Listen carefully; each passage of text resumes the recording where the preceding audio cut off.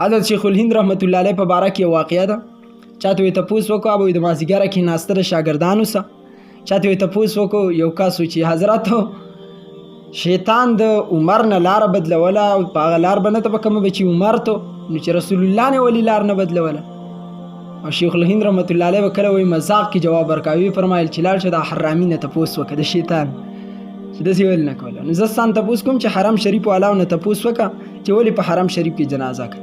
ګوره د جنازې مونځ کول چې دي مدینې ته چې کله نبي علیه السلام لاړ نو هلته د دې دپاره بېل ځای جنازګاه جوړه کړه او په هغې کې به جنازه کېده.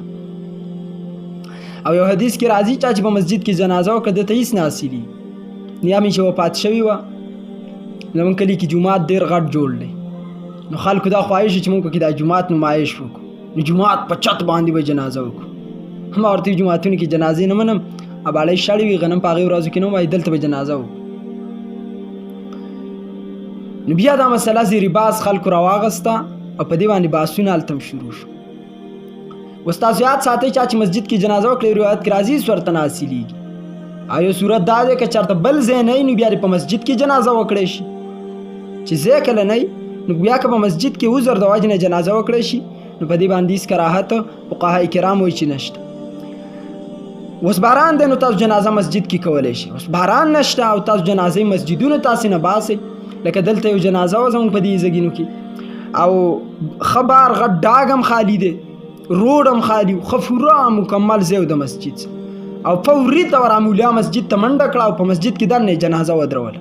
نو ګرمي بیا انتها ته کو یو جنازه یا دومره اوږده کړه چې الله دې رحم وکړي. نو په هغه صورت کې زه به د بعضې خلکو یېرېدلی چې ځان بیخي نه خبروي د الله بنده د دواړه روایات دي یو کې خدا راغلی دي چې هېڅ اجر نه حاصلېږي جنازه خو وشوه لیکن اجر حاصل نه شو کوم چې په جنازې اجر الله بندګانو ته ورکوي قرات.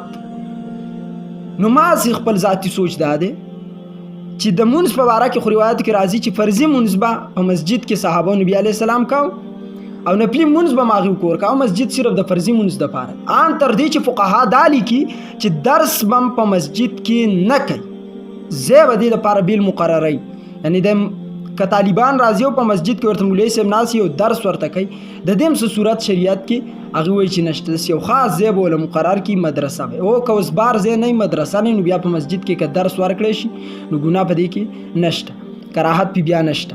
دغه شان ته که بار ځای نه خو زه مسجد کې جنازه وکړو خو چې بار ځای شته نو بیا د مسجدونو ته را جنازې ولې دا خلک نه باسي. دا به حرم شریف وی نو حرم شریف کې جنازه غټه کېږي د برکت تبرک ځای دی برکت دی.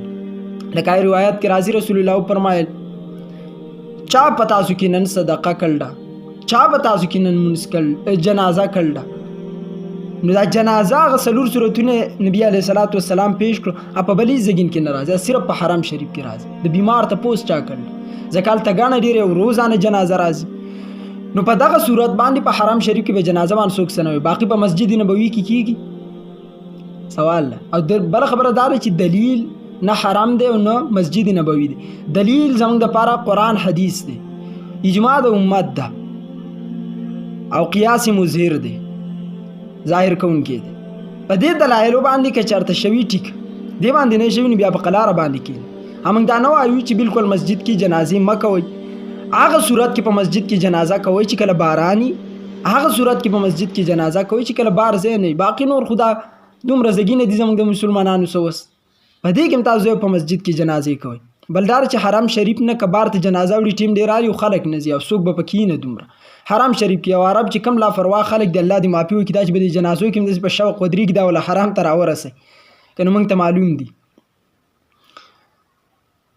نو بعضې خلک ناپوهۍ کې په مسجدونو کې دا کار کوي الله دې امان نصیب کړي